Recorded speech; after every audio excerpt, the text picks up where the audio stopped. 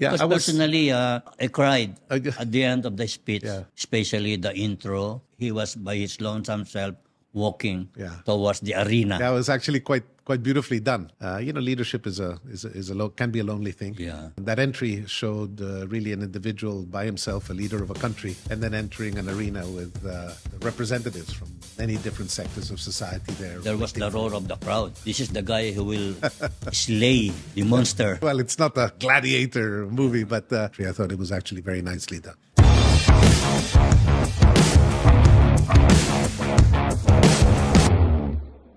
Magandang araw po sa inyo lahat. This is Tony Lopez, Editor-Publisher of Business Asia. I am privileged, honored, and happy to have as my guest one of the greatest names in Philippine business today in terms of heritage, legacy, achievements, innovation, sense of purpose, and community spirit. No one probably can beat Ayala Corporation. It's a very large conglomerate. And with us today is the headman, the patriarch, no? Young patriarch. I'm getting to that of age, Tony. Ayala Corporation, the chairman of Ayala Corporation, Jaime Augusto Zobel de Ayala. Thanks very much, Tony. Good day, sir. Yeah, good day. Very happy to be here, Tony. Thank you. Thank It's you, been a little while since we last saw each other. Yeah, yes, a good friend. I have always loved Ayala. Thank you. Thank you. Thanks, Yeah, Tony. because it's the first time I've met a company Yeah. that is with such a rich heritage. The only thing that you did not do was be the waiter at the Last Supper. It's been a long year, so we're very proud that Tony. Yeah, 190 years old. 190 years old. This month, no? It's a great heritage, and of course we don't tend to look at the past too much, but every now and then when you hit 190, you have to naman reflect on it and celebrate it. And one of the builders of Ayala, of course, is your dad, no? Yeah, Don he turned Jaime. 90. He turned 90 also this year. So we Ayala haven't- Corporation turned 190. Yeah, and Your he dad turned turned 90. 90. Yeah. Yeah. So that means he was born when the corporation turned 100. So I Yeah. was actually looking at some pictures of Ayala's celebration when it took place at 100 years. And of course, as I was looking at the pictures, I realized that's the day he was born as well. Yeah, So it was quite meaningful. And he was very touched. We had some small celebrations for the 190th. That's a big And celebration. He was quite emotional, actually. Yeah. He was quite yeah. emotional. And also, you also founded the first bank, not only in the Philippines, but in Southeast Asia. Oh, we didn't naman found it. The Bank of the Philippine Islands Yeah. was really the de facto central bank of the Philippines. It in was the original early central colonial bank, days, no? yeah, and it evolved into a private bank. But one little known fact is it was actually a member of our family who was the first independent director back in the 1800s of when it was formed. They needed one person from the private sector, and it was one of our, great grandfathers who was asked to be the independent. So it's a tribute to the there. Ayala name. No? Yeah. Because So- you can see things in great perspective, long-term and short-term, and also the commitment to country and people. That's very kind. Yeah. Tony. In Thank this you. connection, I would like to ask you, Jasa. Can I call you Jasa? Please, Tony. Or Don Jaime? No, the jazz, please. How did you find the State of the Nation address of the president? Yeah, Because I was- personally, I cried at the end of the speech. Yeah.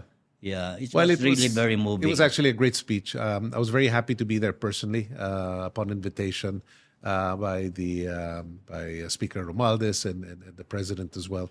There were a number of us from the private sector there. I think in the past, not that many private sector individuals get invited, so it was actually an honor to be there. But I thought it was a great speech, and I was mentioning to some of your colleagues here that it was, I think, a great way to showcase the president, the way he walked in, the way it was filmed, the way it was portrayed, and the substance, I guess, of his dialogue was superb. What I liked in particular was he started right off the bat in Tagalog talking about something that's very important to the average Filipino, which is the price of their food. Yeah. So he started straight off with agriculture and the price of food and everything that he's trying to do to streamline the supply chains and bring food prices down. And I think that must have resonance with the average Filipino because, issues of inflation, issues of the price of goods is fundamental to the daily wage earner. And so I thought he did a great job by touching right away on a topic like that, which is a pain point for the average citizen, the cost of food. No? and the efforts that he is making, both to bring technology to the agricultural sector, to streamline the supply chain, and to do what And he the can as a bureaucracy, leader. Yeah. digitalization. No? Well, all the elements, bringing technology as well into anything that will make the agricultural sector more efficient. It's a difficult task. Many have tried it, but he was quite eloquent in the way he put that forward. No? Yeah, it's an amazing speech, especially the intro, Yes. where he was by his lonesome self walking Yeah. towards the arena. Yeah, it was actually quite beautifully done, and as you pointed out yourself, Tony, and quoting from you, leadership can be a lonely thing. Yeah. And that entry showed really an individual by himself, a leader of a country, and then entering an arena with the representatives from many different sectors of society there. There was waiting the for roar him. of the crowd. Yeah. This is the guy who will slay Yeah. the monster. Well, it's not a gladiator movie, but I thought it was very effective, and it gave importance to his role as well as leader of the country. I thought it was actually very nicely done. I was amazed that he admitted that being the fastest growing economy in the world means nothing unless I can bring food to the table of almost everyone. Well, I think a State of the Nation address like this, you have to connect with people. And economic numbers, while they're important to all of us in the business sector, he's correct. It doesn't mean anything to the average citizen unless it affects their lives. Yeah. And so I think his starting off on that topic, Tony, was a great way to connect immediately with the average citizen. So I thought that was great. But then he went on from there. There were many topics, he touched on. And he talked to all the fundamental building blocks of the economy, but he translated it in ways that affected the average citizen. So I can't remember exactly the order that he went through, but just touching base on some of the topics, he talked a great deal about the energy infrastructure and trying to create a unified transmission system.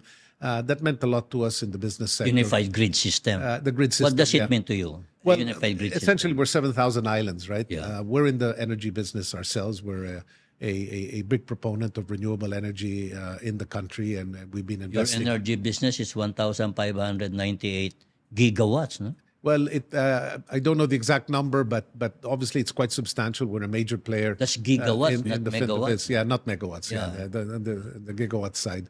But the transmission is very important, Tony, because you can be producing energy in one point in the country, but if it can't be transported to other sectors that need it, so a grid can be belong to just an island, or it can be connected. The president talked nationally. about connecting Bohol and Cebu. Correct.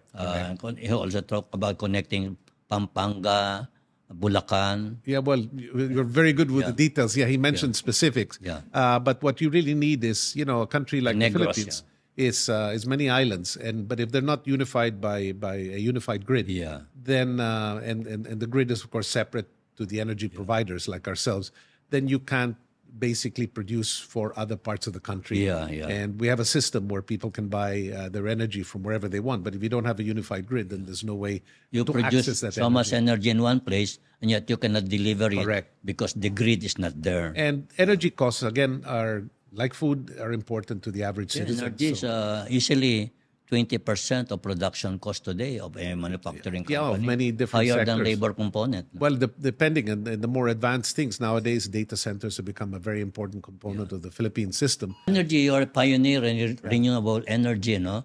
Here in the Philippines and abroad. No? Well, we've expanded. We decided to invest in the energy field relatively recently in our history. It's been over the last decade. And we started with thermal assets, and then we moved on to the renewable sector.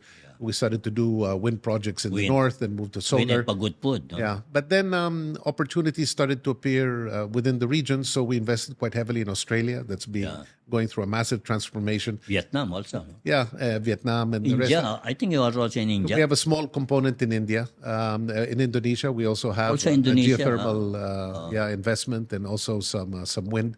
But I think what's important, Tony, is that the world is realizing that climate change is a real problem. Yeah, And I think the president himself made reference to the renewable sector and its importance. And all of us as countries, there's certain problems that we can tackle individually, Yeah. certain problems that we can tackle as companies, certain problems that we can tackle nationally.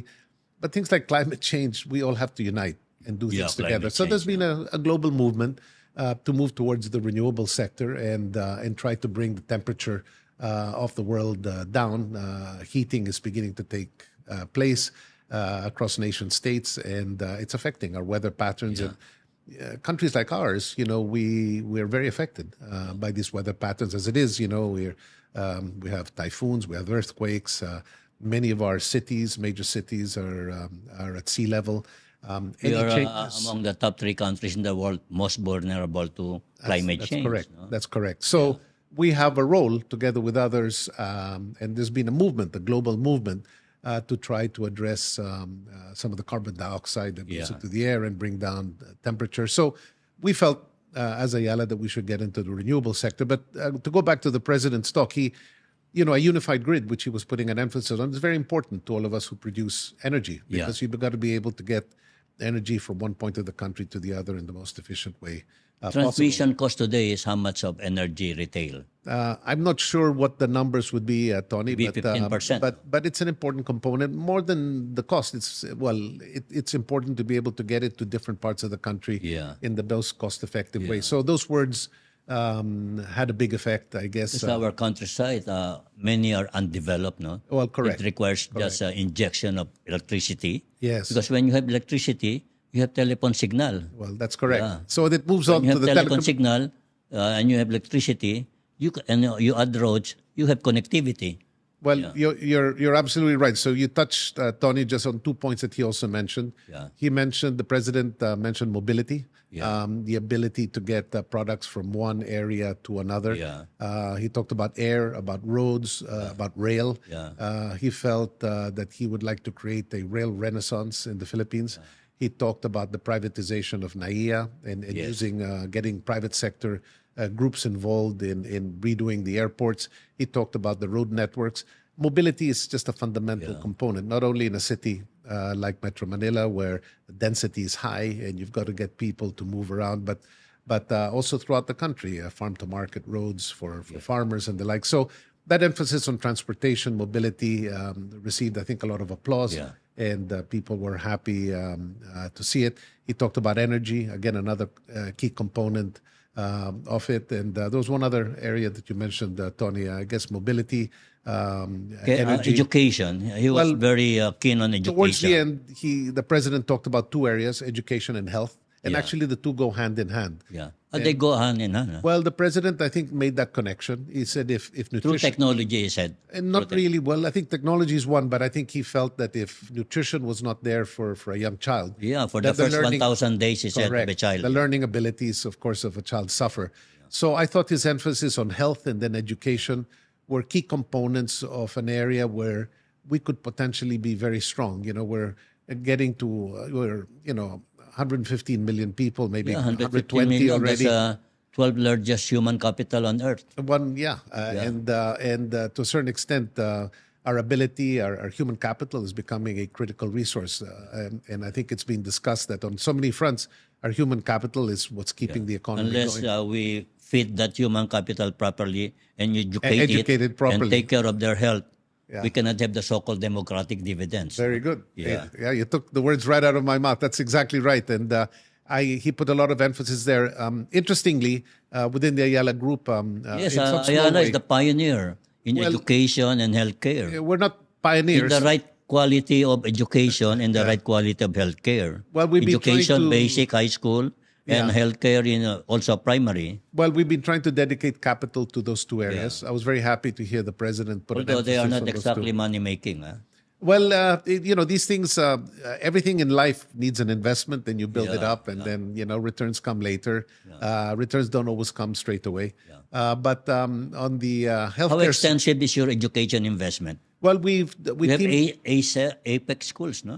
Apex schools. But then, if you remember, we combined forces with the Yuchenko group. Yeah, you bought under part people. of Mapua. No, we actually merged. Merged. The different schools that we had with the Mapua schools, and we now work hand in hand with them. We're just one company with the Yuchenko group, and And so we have everything from primary school all the way to more technical To engineering school. education. Yeah, Because Mapua is one Mapua's of our best engineering schools. No? And Mapua recently also tied up with Arizona State in the United States. It's a very interesting program where a Filipino can start a program in one of the Mapua schools and then finish their program in Arizona State. Oh, that's great. Yeah, and then get a joint degree of Mapua and Arizona State and then be able to work in the United States after that degree, because it's a STEM, usually a STEM, science, degree. technology. So there's an opportunity at a different price point for Filipinos to participate in a global education as well. We're very excited by this field. It's doing very well. We're delighted to be working with the Yuchenko Group. But going back to the president, many of us were very happy to see him put an emphasis both on the health and the education side. It's the basic building blocks of our human capital, Tony. And if we're going to succeed as a nation, those are elements that are fundamental to building that community of Filipinos in the future that can thrive, that can grow, that can contribute to the global economy. And not only with our business processing outsourcing sector, which has become a very large component. Yeah, because you are running out of manpower pool for business processing, no? Yeah, well, the rejection rate is now higher. Yeah, it's become much more sophisticated with every passing year. And then, of course, we have many overseas service providers that provide services. And I think, I've argued time and time again, Tony, that people saw the movement of people out of the Philippines as a weakness. And I've always argued the opposite. I said, why is it that capital can go outside, manufacturing can go global, many areas, financial services can global, but people, it's a weakness. It's not. Actually, the best free trade is human trade. Well, Filipinos are providing people services. being able to travel freely. Well, travel freely and then provide services abroad. And if you look at it, that those service providers, that number, even during the worst of our crisis, has not declined. During which the means COVID, the Queen of England was administered by a nurse. That's so with true. The, with and the actually, COVID vaccine. they thank them personally. So to invest in our human capital is, I think, it's a big, important component. And for the president to put emphasis on our educational system, upgrading it. And I particularly liked he mentioned TechVoc. I'm a big believer in technical vocation. The vast majority of Filipinos don't graduate from high school. They can't go on to college for cost reasons or otherwise. And so if we can strengthen our TechVoc schooling so a high school student can come out and find work immediately. You don't need a college degree. That again, spreads the number of Filipinos. Because you need TechVoc manpower for your industries, no? Well, because you're a huge industrial empire. Yeah, but and you have the best industrial products, no? But even beyond that, Tony, it's giving Filipinos who can't get a college education an opportunity for jobs. No, so the stronger our TechVoc processes and the strength of that degree, the more opportunities Filipinos coming out of high school. Because we have a labor surplus of about 12 million who need a better job and better paying. And that's the key. That's the key to give employment. And TechVoc is the solution. And actually, going back to that, the president also mentioned those numbers. No, he mentioned that underemployment numbers had come down. Which was great to hear. That poverty levels have come down. And the unemployment rate is below 5%. That's correct, which I thought was an impressive number. So 4.9%, I think. There was a nice mixture in the president's remarks of achievements, but at the same time aspirations. And so it was quite comprehensive. And more than anything, I like that it touched the needs of the average Filipino, the average human being, while at the same time speaking as well to the business sector, broader economic plan. So it was a great mixture of what the common citizen needs and at the same time what the economy needs and what the businessman needs.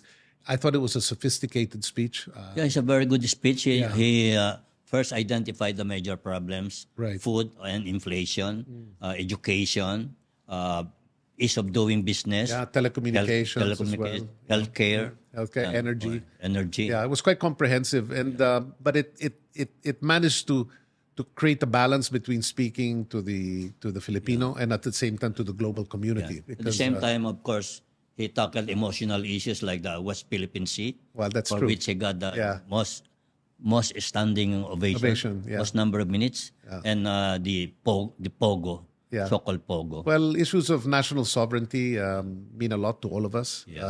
And for the president to stand strong on what he believes are our rights as a country, I think is something that we all. And I like that he declared the West Philippine policy in Tagalog. Yes. Yeah. Hindi sariling kata. Yeah. It's not a figment of the imagination. Yeah. It's real. Yeah. It's living. Yeah. And it will be with us forever. And when he said it, you could see that he had a lot of sincerity. And we will behind not it. yield. Yeah. You know. And on the Pogo, I thought he made some very good points. Yeah, that requires a lot of statesmanship to give up. My estimate of Pogo is about 200,000 jobs, 1 million players. Well, I think he mentioned that Pogos have a lot of negative externalities. Yeah. There are many negative The effects. great crimes So are with it. I think he was saying he would rather channel those resources into things with positive externalities. No? And I think that struck a chord as well with a lot of people. So all in all, I thought it was a very successful State of the Nation. In its own way, there's a lot to cover, but I think it was well done. I love the way he mixed Tagalog and English, touching base with the global community, but at the same time touching the average Filipino with what they needed. It was impressive. I think it was well received, and certainly was a pleasure to be there. Then I was amazed that the Create Act Yes. has created 1 trillion investments and 100,000 jobs. Yeah. I don't know about the number of jobs created. All I know is that underemployment has come down and that we've been giving more and more employment. Employment figures are an important indicator for a country. In many other countries, those numbers are given quarterly. Yeah. And so for the president to address issues of employment and the fact that we're being able to give employment, The I high think is an unemployment, important, the high employment figure Yes. is more than 95%. Somehow makes up for the high inflation rate. yeah, well, But inflation's I don't know always if people going to get the be message. inflation's also always going to be a sensitive issue. Yeah. But I think for the president to put an emphasis on that, and food is a big component of the inflation For the very basket. poor, food is 55% of expenses. Exactly, and rice, of course, is a big component of that. So he talked a lot about that and trying to address it. I thought that was great. And of course, you mentioned that for the first time ever, the biggest palay production, more than 20 million tons. Yeah, Yeah. that's true. That's absolutely correct. You remember all the numbers, Yeah, Tony? more than I'm 20 impressed. million tons. Yeah. Yeah. So But I wish they could sustain it. Well, we hope so too. But I think the sincerity was there, the determination is there, and we're all excited and hopeful.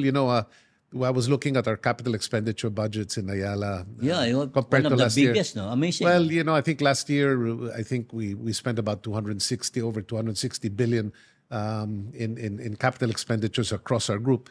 This year, it's gone up to 294. 294. Yeah, that's our plan. Yeah. So that's the kind of commitment we have with the kind of leadership. Almost that's being 600 billion in 2 years. Huh? Yeah, and so it's these are numbers that contribute, and with an economy that's growing, I think the president didn't touch on it at great length, but we're also one of the fastest growing economies. Because the president said that he wants growth that is investment led. Yes. Yeah, because right now we are that's important. consumption led, no?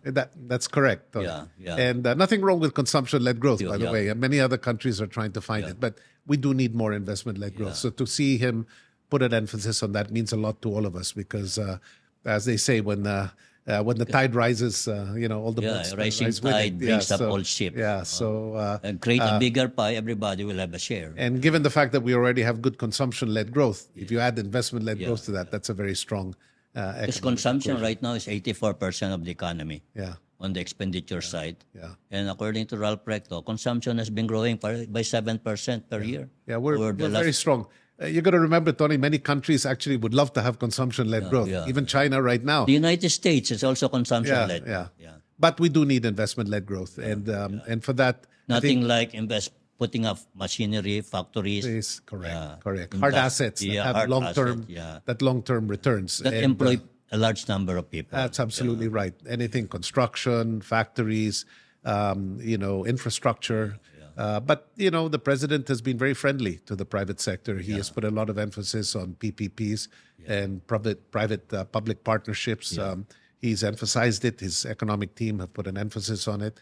And that mix of private capital with public capital is a very powerful resource. And he sent signals, and he sent Well, he bid it out NAIA, which became a PPP, a successful PPP, and he intends to do more. A group like ours, we're happy to participate in any of these type of projects. Yeah, I know. Basically, also the theme is about mobility Yes. through inclusion, people going up the The ladder, yes, the correct. income ladder. That's Correct. mobility. Yep. Through digitalization. Yes. Yeah. That's Digital, you can play a role there because he said 77% internet's reach is very low. Well, he I said. think that's already very high. Well, actually, you got to remember that we have a lot of rural areas, we have a lot of islands, but I believe the president's correct. I mean, even if we're at 75, 76, you I know, we think my should be. figures only say 56. Yeah, it should be 100% ideally. Yeah, no? yeah. But there's Should been. be 120% actually. Yeah, but Yeah. but since my history in the business sector, you know, we've improved dramatically on that front. I think that's why we have a big, strong BPO business. I mean, telecommunication facilities are a lot better now than they used to be. And I think for the average Filipino, I think, you know, there are more cell phones than there are We people. have one of the most robust telco infrastructures. No? Well, I wouldn't say it's the most robust, but One definitely. of the most robust. Definitely, it continues to increase. It continues to get stronger. More and more cable systems are being more and more investments. It's awesome that you cater to the low end and to the highest end. Yeah, No? yeah, that's Business correct. business phone is globe, Yeah. and also now the phone of the masses. No, Well, I think. that's an incredible feat. No? Well, I think for everyone to have access to telecommunication facilities is important, but also on the business front, you know, we become a global service provider through the BPO, and the BPOs are very sophisticated operations now. They do engineering work, they do equity analysis, they do sophisticated work. Backroom for that- operations, accounting, for customer service, for major credit institutions. cards. And so for that, you need very robust platforms to be able to. You need provide that. good signal Yeah. and good telecommunication network Right. nationwide, 24/7. Now, a lot of Filipinos is probably not appreciated, but I'm sure everybody in this room has someone that they know that there's a lot of people who, it's not even corporations, a lot of people work independently, providing services of one kind or another through telecommunication to all parts of the world. Yeah. Accounting, backroom services. Actually, our professionals are top notch, Yeah, super. most Yeah, desired of in course. the world. Yeah. But that's why we have to keep the educational That's why they have to thesis running. dynamic and high quality. Yeah, there's no doubt about that. And as you So said I wish earlier, you could have more Apex schools and Mapua schools. no, well, that's doing very well. That investment with the Yuchenkos continues to grow, and we keep investing in it. And it's a small contribution to the broader needs of the educational sector, but it's vital to the success. There was an World Bank estimate we need 570,000 engineers right now, Yeah, and we produce only at best 10,000. yeah, Yeah. yeah. So much is needed. So there can't be enough. There can't be enough investment on that front, Tony. It's You should have more Mapua and Apex schools. Yeah. Well, I think the How country many needs. Apex schools have you got? 60? I don't know the number off the top of my head. I think maybe 60 sounds like a right number. It keeps growing. But beyond APEC, you know, we also have bought into a number of universities. Then you as also well. very good primary schools, no? Yeah, correct. Yeah, all aspects of it. Yeah. And So you complete the educational cycle, not only K1 to K12, but also college and master's degree with this Arizona thing, no? yeah, that's correct. Yeah, Yeah. because And we'll continue America investing. still produces the best engineers. Yeah. Well, Arizona Although State's a great partnership because Arizona State, they're the ones that produce a lot of the NASA engineers and you know, a lot of those types. What I think of Arizona is a cowboy country. But it's a great university, and we're very happy to have partnered with them. Yeah. By the way, if I do some commercial, Yeah. my grandson, my first grandson, Okay. graduated from Georgia Tech. Okay, The Jan top ba? of the class. Yeah, that's one of the great technical schools. Huh? Yeah. Yeah, It's the best engineering school Yeah. that is government. fantastic. Yeah. Yeah, public. Yeah, it's a state. You state also school. are a product of the best Ivy League schools in America, no? That was a long Harvard time. all the way. That was a long time ago, Tony. Harvard long time all the ago. way. A long time From ago. college to MBA, no? Thank you. Yeah. And still the best name in the business Thank for Ivy League, Harvard. Is the richest Ivy League school. The one with the most endowment. Yeah. And You're they full of also facts, train. Tony. Yeah. They also train the people with the best brain endowment, like you.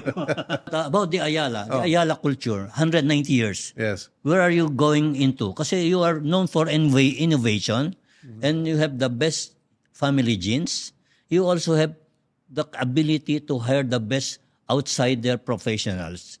So that makes you a going concern Well, I think because you have experienced the highest and the lowest points of our country. You have been to what? 3 revolutions, no? Yeah. Spanish, American, and the World 2 War. world wars, 1 people power, Yeah. 9 coup d'etat, and even your executive, Rene, Yeah. was in the government for a while. Yeah, no, Rene, we're very lucky. We've had a number of executives who've been Yeah. part of different administrations. Rene certainly provided a lot of leadership Yeah. in his on his role. Well, I think we've had a tradition of providing professional leadership. Of course, there's been family membership as well. Yeah. But the current president of Ayala and CEO is Bong Consing. He's not a family member, independent executive. So I think we've And you managed to have blend. the highest ranking woman chief executive, no? Ayala Land. Ayala Land, me and Dee just took over recently, Yeah, and is You are providing one of the leadership. biggest advocates of DEI, no? Well, Diversity, equity, and I'll be frank. inclusion.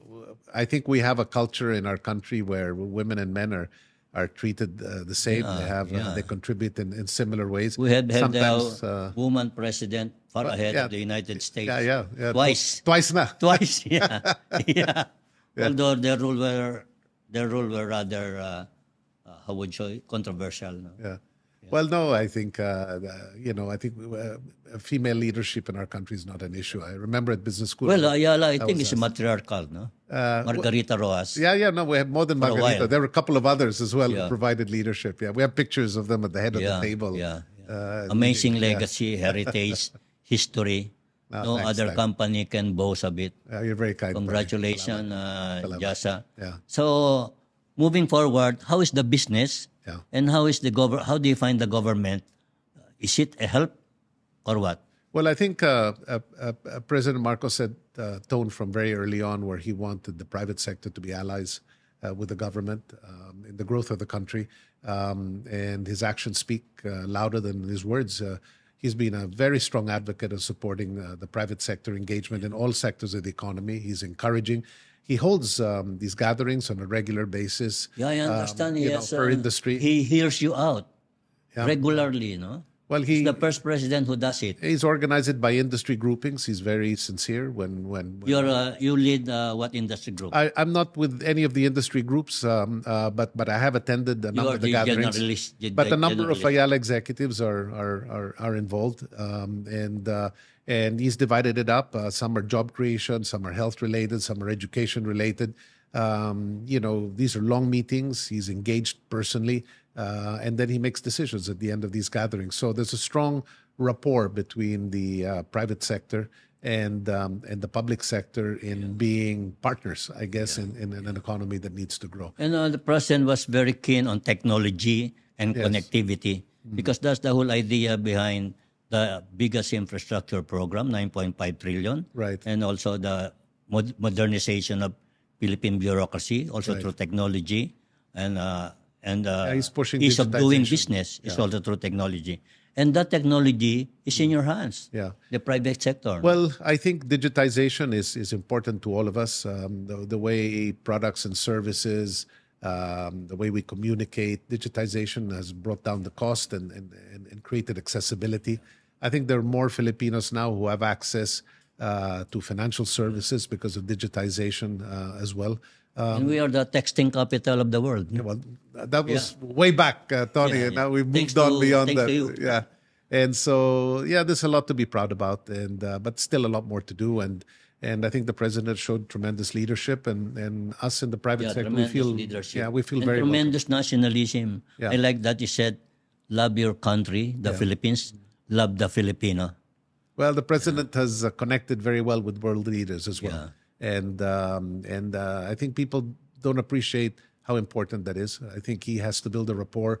We're a community of nations. We all have to work together. We affect each other, and his personal engagement with world leaders has been exceptional. And for all of us in the Philippines to see him build trust with other countries, become partners with other countries, that's a big help to all of us. He's a fresh wind of change, no? Yeah. Fresh wind of change. Yeah. I like that he said that he was able to manage the drug problem without killing anybody. Yeah. No, he made that point. Yeah. And he also said that West Philippines will be with us Yes. as long as the steering of our spirit goes on and on. Yeah. I like that. But he said it in Tagalog. No, I think he touched everyone's hearts with that speech, and people felt his sincerity, and there was a lot of national pride that came out of the way he spoke. And Ayala, being the first company in the Philippines, you will be there at the front. Yeah, no, we're front line. We're all in. As I mentioned earlier, we continue to invest a great deal in the country. A lot of capital expenditure, a lot of expansion, and we feel support. We feel Almost support from the 600 billion. Huh? Yeah. And, amazing your capacity to look forward, Yeah. go there, innovate, lead the country. Thanks, Tony. You're always very kind with your words. And on behalf of my colleagues and our countrymen, thank you for that, Salamat din. Yasa. Thank You you, may Tony. look like Brad Pitt, but you are every Filipino. You are Salamat, a Tony. Filipino in every gene and muscle in your heart and in your body. Thank you, Tony. It's been a pleasure. Always a pleasure talking to you. Salamat din. Thank you. You are one of the best looking CEOs.